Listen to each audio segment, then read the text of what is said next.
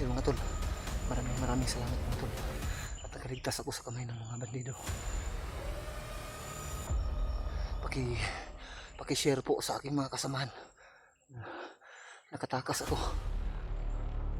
Nagkataon lang na umalis yung commander nila.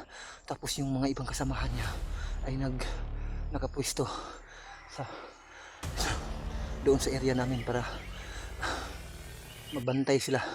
At nagkataon naman na isa lang yung nagbantay sa akin. Kaya yun, ginawa ko yung dapat kong gawin mga tol para makatakas ako. Hindi ko sinayang yung pagkakataon kasi isa na lang yung nakabantay sa akin mga tol. Yung ibang kasama niya medyo distansya sa amin at hindi kami nakita. Buti nakatakas ako na nakuha ko yung baril.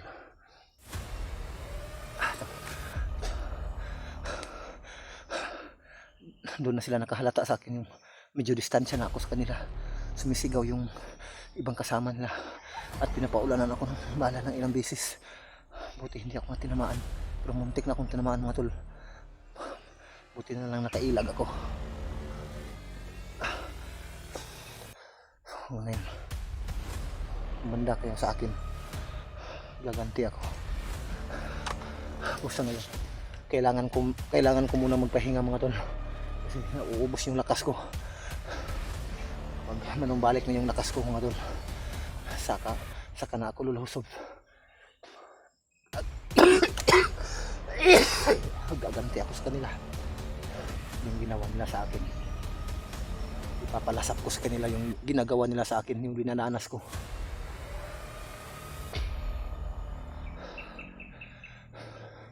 Pakisuyo po, paki-forward po ng aking video sa aking mga kasama, lalong lalo na sa mga bayaw ko na nakaligtas ako. At andito ako ngayon sa areang ito na may mga puno ng mga gumang kahoy, mga rubber, at may binliw na punong kahoy dito mga tol.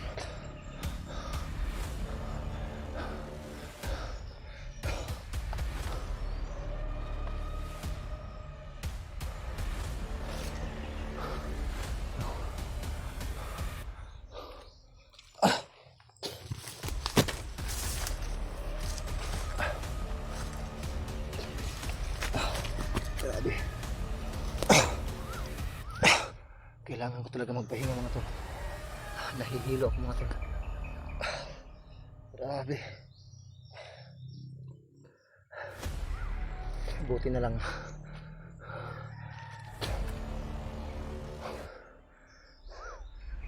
naiwasan ko sila. Salamat naman at nagkataon na isa lang yung bantay sa akin mga tol. Kaya pinagsamantala ko na binuhos ko yung buong lakas ko kahit hinang-hina na yung katawan ko.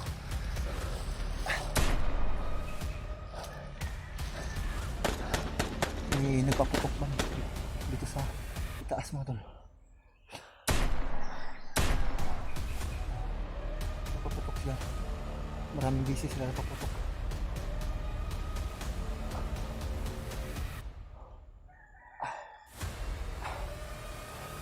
Sayang, magkita na sana kami ni Julio at ni Bayaw ni Rimart. Hindi ko inaasahan na biglang sumulpot yung bandido sa likuran ko mga tol. At yun, hinampas yung ulo ko. Kaya nawalan ako ng malay. Sobrang sakit. Dito hinampas ito yung tainga ko. Kaya nawalan ako ng malay. Kaya nila nahuli ako.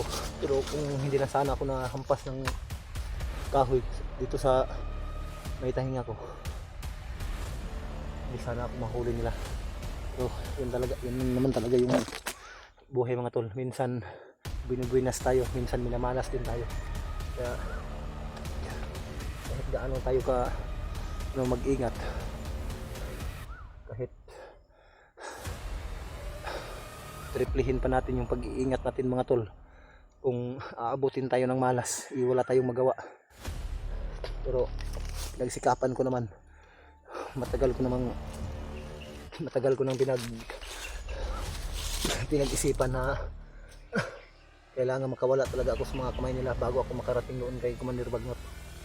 Kasi nagkataon lang na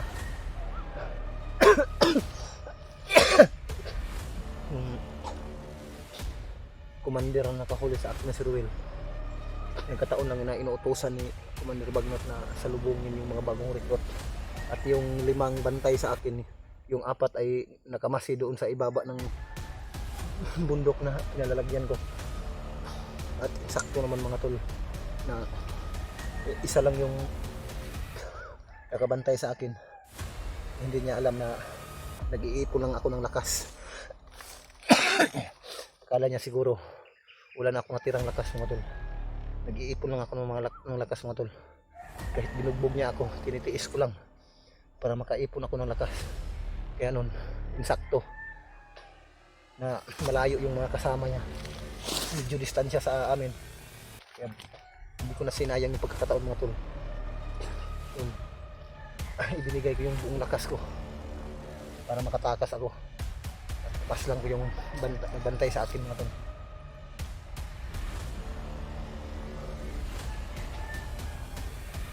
Kumukulog na yung langit. Paparating na yung ulan. Grabe, sobrang sakit ng mga katawan ko mga tol. Grabe yung ginawa nilang pagbugbog sa akin. Pero malas lang nila. Ngayon, nakawala ako sa kanila. Gaganti ako. Dahan-dahan ko silang uubusin. Lalong-lalo na yung mga bugbog sa akin. Yung isa yung napatay ko yung bantay sa akin kanina. Yun ang parating ng bugbog sa akin. Yun yung naghawak ng cellphone ko. Yung walang modo kung magsalita. Hindi niya alam yung mga sinasabi niya. Pero hindi natin siya masisi mga tol kasi hindi niya alam yung pinagsasabi niya. Kaya kapag salita siya ng hindi maganda, bunga na rin yun ng kanyang kasamaan. Kasi yung mga taong palaging bukang bibig, yung puro masama, yun yung mga taong masasamang mga ugali, yung mga taong walang mga mudo.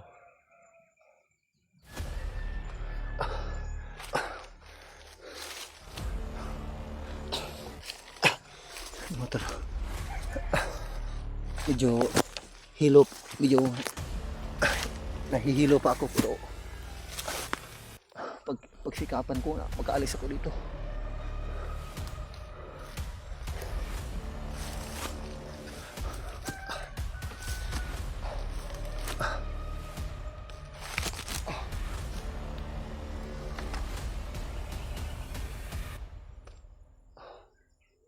Grabe, sobrang sakit talaga ng ulo ko mga tol.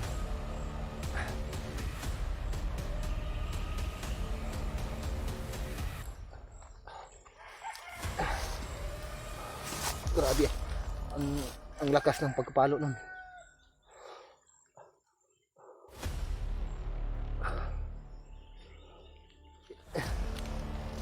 Hindi kasi ako nakapag kaagad nun.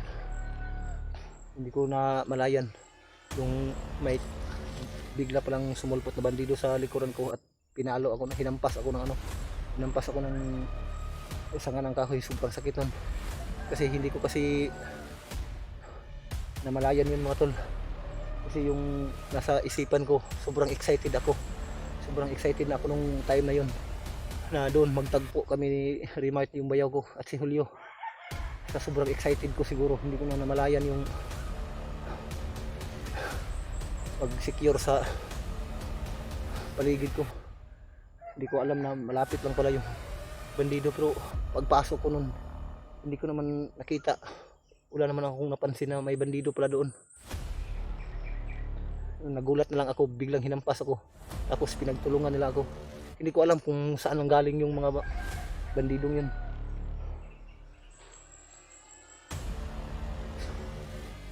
Lagot kaya sa akin.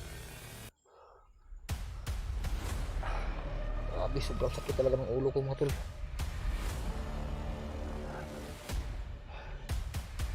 Ilang araw at gabi tinitiis ko yung sakit ng katawan ko.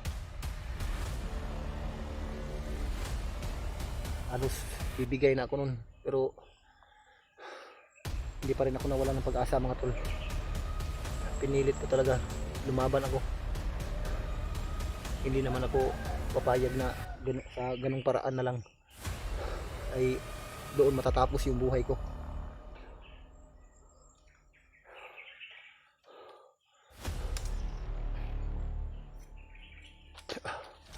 Ng dibdib at ulo ko mga tol. Grabe yung inabot ko sa kanila. Sipa, suntok, sinakal pa ako, pati yung buhok ko. Sobrang sakit talaga mga tol. Pero hayaan nyo.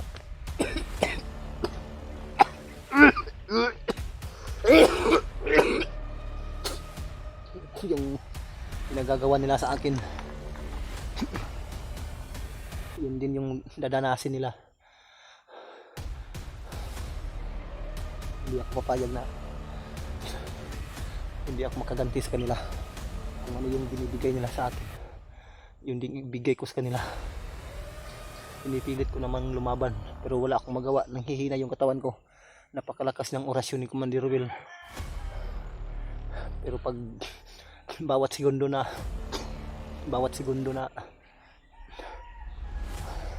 makaipon ako ng lakas, pinipilit kong lumaban. Di bali nang patayin nila ako, basta't makaganti lang ako. Mahirap yung papatayin ka na nila, doon ka na patungo sa kamatayan, tapos hindi ka lumaban. Dahil alam ko naman din yung patutunguhan ko, tutudasin din naman nila ako. Kaya pag may lakas akong kunti, yung sinisipa ako sila.